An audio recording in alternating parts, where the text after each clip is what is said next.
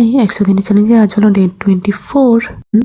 আজকে রিটার্ন যেতে হবে কাজের জায়গায়। তো প্রত্যেকবার আমার বাড়ি থেকে যাওয়ার সময় একটু মনটা খারাপ করে, আর আরও তো একে ছেড়ে যেতে আমার ইচ্ছেই করে না, কিন্তু কিছু করার নেই, যেতে তো হবে। তো আমি প্রত্যেকবারই যখনই ডিউটি থেকে আসি তখনই আমি গিয়ে সবসময় ইভিনিং ডিউটিটা করার চেষ্টা করি, কারণ আমি যদি গিয়ে নাইট ডিউটি করি আমার অনেকটা পরিশ্রম বলে মনে হয় যেন আমি সারাদিন জার্নি করে আমি সারা রাত ডিউটি করছি, এরকম আমার মনে হয়।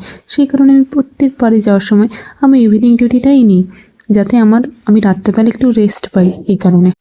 আর আমাদের কাকদ্বীপ নামখানা টু শিয়ালদা ট্রেনটা এত কম ট্রেন, মানে 2 ঘন্টা অন্তর অন্তর, এরকম 1 ঘন্টা অন্তর অন্তর ট্রেন।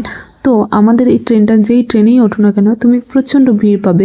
একমাত্র দুপুরের ট্রেনটা হয়তো তুমি ফাঁকা পাবে, নাহলে কোনো ট্রেন ততটা ফাঁকা হয় না।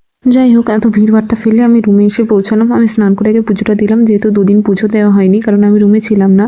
আর এসেই আমি তরকারিগুলো গরম করছিলাম, কারণ আমি শীতকালে হয়তো ততটা প্রবলেম হয় না তরকারির নষ্ট হওয়ার, কিন্তু গরমকালে এই কষ্টটা আমি অনেক সহ্য করেছি, কারণ অনেক তাড়াতাড়ি তরকারি নষ্ট হয়ে যেত। মানে আমি বাড়ি থেকে নিয়ে আসতাম, হয়তো বিকেলের মধ্যেই তরকারি নষ্ট হয়ে যেত। সেই কারণে আমি এগুলো আগে ভালো করে গরম করে নিয়েছিলাম, তারপর আমি ডিউটি চলে গেছিলাম। টাটা।